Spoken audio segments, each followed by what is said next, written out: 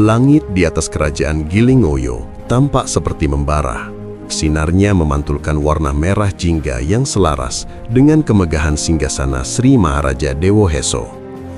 Penguasa yang juga dikenal sebagai Bathara Rudra itu duduk dengan tegak di atas tahta emasnya. Di dalam aula agung yang berlantai batu pualam yang dingin, hawa kewibawaan sang raja terasa begitu menekan, menggetarkan udara di sekitar para abdi yang sedang menghadapnya. Tampaklah sosok 5 kesatria perkasa yang sedang bersimpuh dengan khidmat di hadapan sang maharaja. Kepala mereka tertunduk sebagai tanda hormat yang paling dalam. Mereka adalah putra-putra sang maharaja yang baru saja menjejakkan kaki mereka di bumi setelah turun dari kahyangan keling. Dari putra yang tertua, Bathara Isru, Bathara Irambo, Bathara Harnido, Bathara Agino, dan Bathara Rugisto. Kanjeng Romo, kami datang menghadap, meninggalkan kahyangan bukan tanpa alasan. Bathara Isru membuka suara, memecah keheningan yang kaku menyelimuti aula agung. Suaranya yang berat dan bergetar segera menggema dan memantul pada pilar-pilar besar penyangga aula. Bathara Isru sedikit mengangkat dagunya, menunjukkan sorot mata yang penuh tekad. Namun kami di sini untuk menyatukan kekuatan demi membantu Romo memimpin dan menjaga ketertiban di tanah Jawa ini. Dan kami siap untuk memikul beban tanggung jawab yang akan Romo berikan. Mendengar penuturan salah seorang putranya, Sri Maharaja Dewa Heso mengangguk-ngangguk perlahan. Tatapannya menyapu satu persatu wajah kelima putranya dengan rasa bangga yang ia tahan di balik wajah kaku seorang penguasa. Ia kemudian bangkit dari singgasananya. Langkah kakinya terdengar tegas di atas pualam saat ia mendekat ke sebuah peta wilayah yang seolah terbentang nyata dalam benaknya. Sejenak kemudian, sang maharaja tampak terdiam, seolah sedang merencanakan sesuatu, dan tak lama setelahnya, ia kembali berjalan menuju singgasana, dan kemudian duduk dengan tenang. Anak-anakku, kehadiran kalian adalah berkah bagi bumi ini. Namun, kalian harus paham bahwa memimpin bukan sekadar duduk bertahta dan memerintah, melainkan menata jiwa-jiwa yang mendiami setiap jengkal tanahnya. Sang maharaja berujar dengan nada rendah, namun penuh penekanan. Aku telah membagi tugas untuk kalian agar setiap sudut pulau ini memiliki penjaga. Tangannya bergerak menunjuk ke arah hampa di hadapannya, dan seolah sedang membagi peta wilayah kekuasaan bagi putra-putranya. Pulau ini akan kubagi menjadi 6 kelompok keyakinan. Isru, kau akan memimpin penduduk yang berkeyakinan Kolo. Harnido, kau pegang kaum Wisnu. Agino, kau arahkan pengikut Indra. Rugisto, kau pimpin mereka yang menyembah Sambu. Dan Irambo, kau akan membimbing umat Bayu. Bathara Irambo mengerinyitkan dahinya karena ia merasakan ada ganjalan yang muncul di benaknya saat mendengar pembagian tersebut. Ia mendongak, menatap langsung ke mata ayahnya dengan nada penuh selidik. Lalu bagaimana dengan kelompok sisanya, Romo? Masih ada kaum beragama Brahma yang belum kau sebutkan siapa pemimpinnya. Penduduk beragama Brahma akan tetap berada di bawah pengawasanku sendiri. Jawaban itu tidak menyisakan ruang bagi perdebatan lebih lanjut dan menutup percakapan tentang pembagian wilayah tersebut dengan mutlak. Suasana menjadi hening sejenak. Hanya suara angin yang sesekali masuk melalui celah jendela tinggi. Keheningan itu pecah ketika seorang pengawal masuk dengan tergesa-gesa. Ia melaporkan kedatangan seorang tamu agung. Tak lama kemudian, terlihat seorang pria melangkah masuk. Ia adalah Bathara Nihoya, namun penampilannya telah berubah total. Ia menyamar dalam wujud seorang resi tua yang tampak bersahaja dan tenang, yang dikenal sebagai Resi Wiloda. Gusti Prabu Dewa Heso, hamba Resi Wiloda, datang untuk mengabdi. Ucap Resi Wiloda sambil menangkupkan kedua tangan di depan dadanya, membungkuk dalam sebuah penghormatan yang tulus.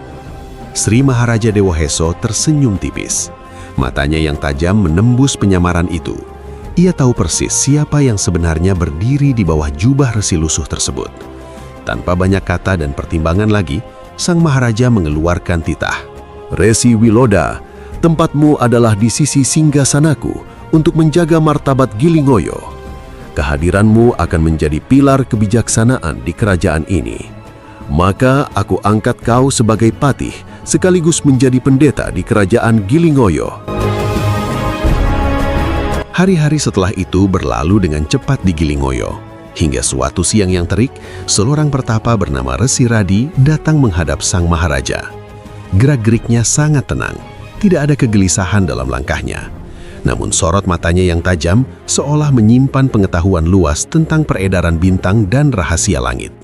Sesaat setelah sang resi menghadap pada Sri Maharaja Dewoheso, ia segera menghaturkan sembah dan memperkenalkan diri. Gusti Prabu, hamba Resi Radi. Hamba datang dengan maksud untuk memohon kebijaksanaan pada Gusti Prabu. Ucapnya dengan nada tenang. Katakan apa yang menjadi permohonanmu, Resi? Jawab Prabu Dewoheso dengan bijak. Hamba memohon untuk sebidang tanah, Gusti Prabu. Kata Resi Radi dengan suara rendah namun mantap dan tanpa keraguan sedikitpun. Ia kemudian menatap lantai pualam sebelum melanjutkan. Hamba butuh tempat yang sunyi untuk membangun sebuah padepokan, jauh dari hiruk-pikuk kota, agar hamba bisa memusatkan pikiran. Sri Maharaja Dewoheso memperhatikan sosok di hadapannya dengan saksama. Matanya yang tajam segera mengenali bahwa pria itu adalah keponakannya sendiri, penjelmaan dari Batoro Suryo yang sedang menyamar. Aku tahu apa yang sebenarnya kau cari, ujar sang Maharaja dengan nada yang lebih melunak. Pergilah ke Gunung Tasik. Tanah di sana diberkati oleh kesunyian dan ketinggian, sangat cocok bagi seorang ahli penanggalan sepertimu untuk membaca tanda-tanda alam. Terima kasih Gusti Prabu. Semoga Gilingoyo tetap mendapatkan kelimpahan berkat dari para dewa. Ucap Resi Radi sambil menghaturkan sembah pada sang Maharaja. Setelah pertemuan dengan Prabu Dewoheso, Resi Radi segera berangkat menuju puncak Gunung Tasik yang selalu diselimuti oleh kabut tebal. Sesampainya di sana, ia tidak membuang-buang waktu dan segera bekerja. Ia merasa sistem penanggalan yang ada saat itu perlu diperbaharui agar lebih selaras dengan gerak alam. Di sela kesibukannya itu, ia sering menyempatkan diri berbincang dengan penduduk lokal yang sering tampak bingung saat membicarakan waktu. Suatu hari, ia mendekati seorang petani yang sedang beristirahat. Kisanak, mengapa kalian ragu menyebut hari yang telah ditetapkan oleh Empu Sengkolo? Tanya Resi Radi sambil mengamati peralatan tani pria itu. Petani itu tampak gelisah. Ia berbisik sambil menoleh ke kanan dan ke kiri, seolah takut ada yang menguping. Kami takut, Resi, katanya dengan suara gemetar. Menyebut nama Sri, Kolo, Brahma, Wisnu, dan Guru secara langsung, itu terasa terlalu lancang bagi kami yang hanya rakyat jelata. Kami khawatir akan kutukan dan walat.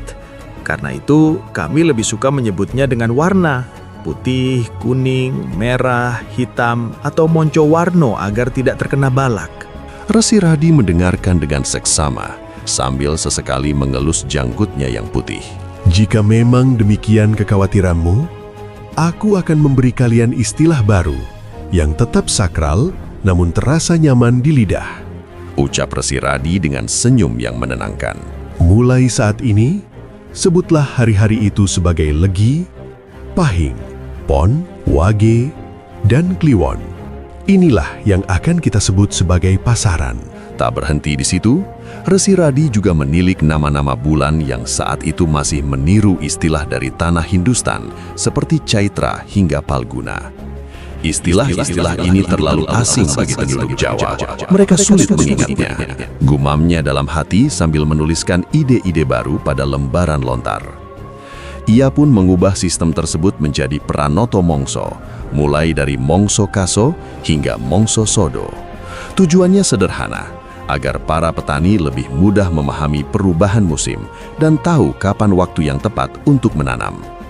Semua pembaharuan ini kemudian dibawa dan dipersembahkan kepada Sri Maharaja Dewoheso untuk diterapkan secara resmi di seluruh penjuru negeri. Ketertiban mulai terbentuk di Gilingwoyo, namun perubahan besar lainnya segera menyusul. Dalam kesempatan lain, Batoro Penyarikan yang bersemayam di Suroloyo juga turun ke alam Marcopodo. Ia menyamar sebagai seorang Brahmono dengan nama Brahmono Shrito.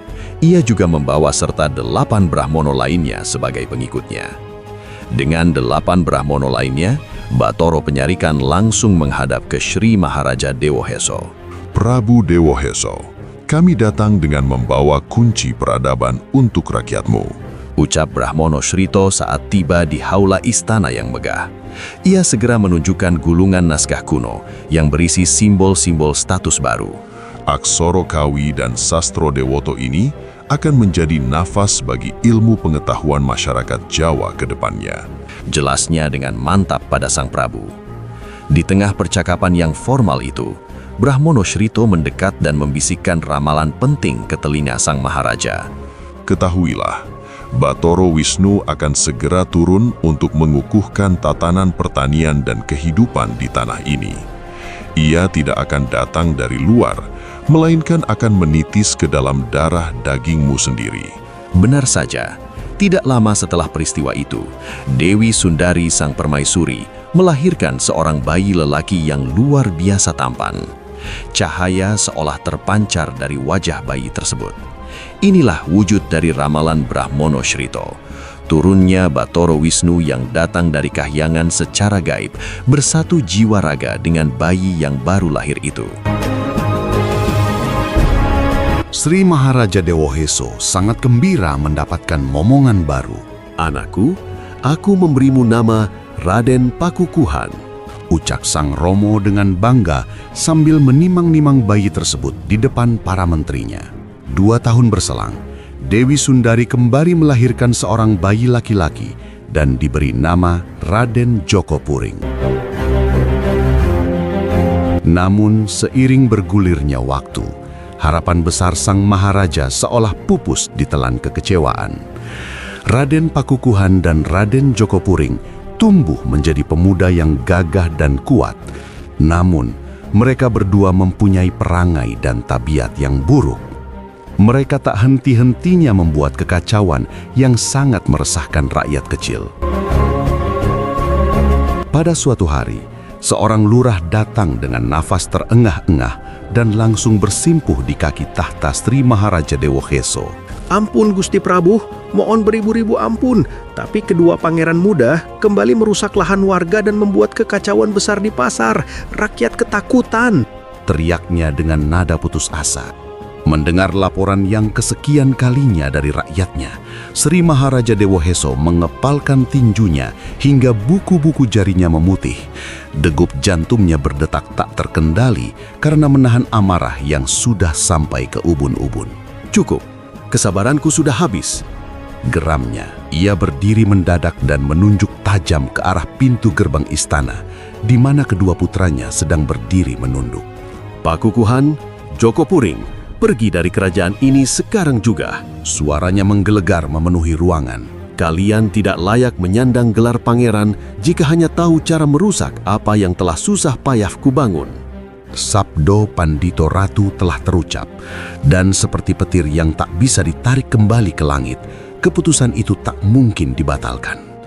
Tak ada pembelaan, tak ada jeda. Kedua pangeran hanya bisa saling berpandangan sekejap. Pandangan yang memuat sisa kebanggaan, menghunjam ke lubuk hati, dan menggoreskan luka yang sangat dalam. Mereka berdua melangkah keluar gerbang istana Gilimoyo. Langkah pertama terasa berat, langkah kedua terasa hampa, langkah ketiga terasa seperti dunia benar-benar telah menutup pintunya. Jadi ini akhirnya? Gumam Raden Joko Puring pelan. Raden Pakukuhan tak langsung menjawab. Ia hanya menoleh sekilas ke belakang, ke arah menara istana yang kian jauh mereka tinggalkan. Bukan akhir. Mungkin ini awal yang belum kita mengerti.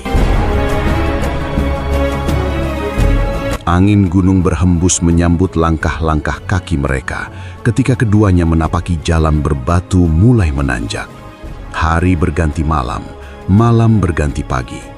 Tanpa tujuan, tanpa peta, mereka hanya mengikuti jalan setapak yang seperti sengaja menuntun mereka semakin tinggi, hingga akhirnya udara menipis dan pepohonan berubah menjadi bayang-bayang sunyi.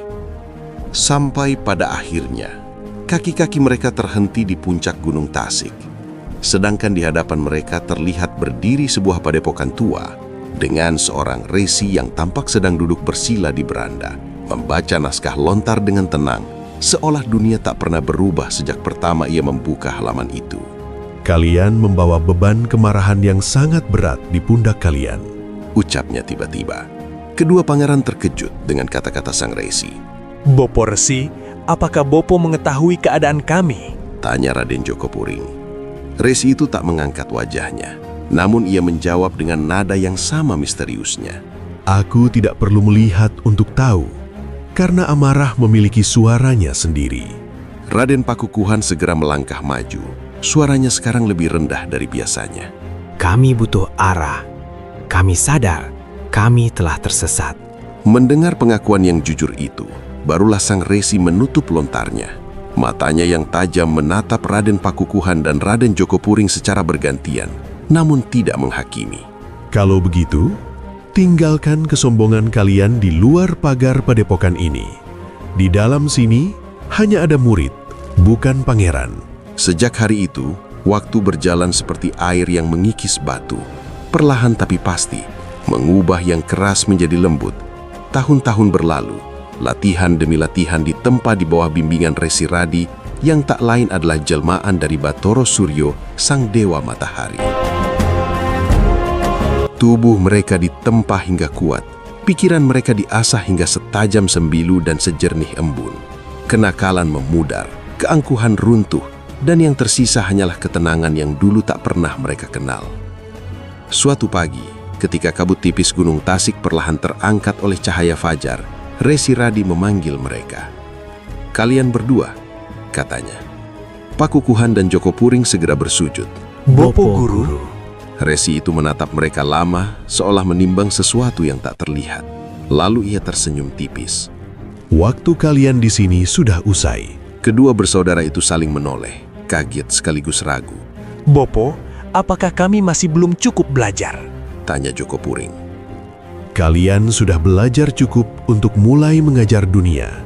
Turunlah ke kaki gunung. Bangunlah sebuah pemukiman. Tunjukkan pada alam bahwa perubahan kalian bukan hanya sekadar kata-kata. Pakukuhan sedikit mengangkat kepalanya. Mohon berikan nama untuk tempat itu, Bopo. Berilah nama tempat itu Kota Tasikmadu. Ujar Resi Radi dengan mantap. Keheningan sejenak merambat di dalam benak kedua murid tersebut. Lalu keduanya membungkuk dalam-dalam. Kami akan melaksanakannya, Bopo Guru. Dengan semangat baru yang menyala di dalam dada, mereka melangkah menuruni gunung. Meskipun hutan belantara yang kini terbentang di hadapan mereka menghembuskan nafas yang liar, sunyi dan menantang, namun kali ini langkah mereka tidak lagi tersesat. Mereka berjalan dengan tujuan dan harapan yang tergenggam erat di tangan mereka. Apakah langkah awal Raden Pakukuhan dan Raden Jogopuring di Tasikmadu akan berjalan mulus? Ataukah bayang-bayang masa lalu dan tugas suci Batoro Wisnu akan segera menuntut pembuktian yang lebih besar? Simak kelanjutan kisahnya hanya di Wayang Opo Maneh.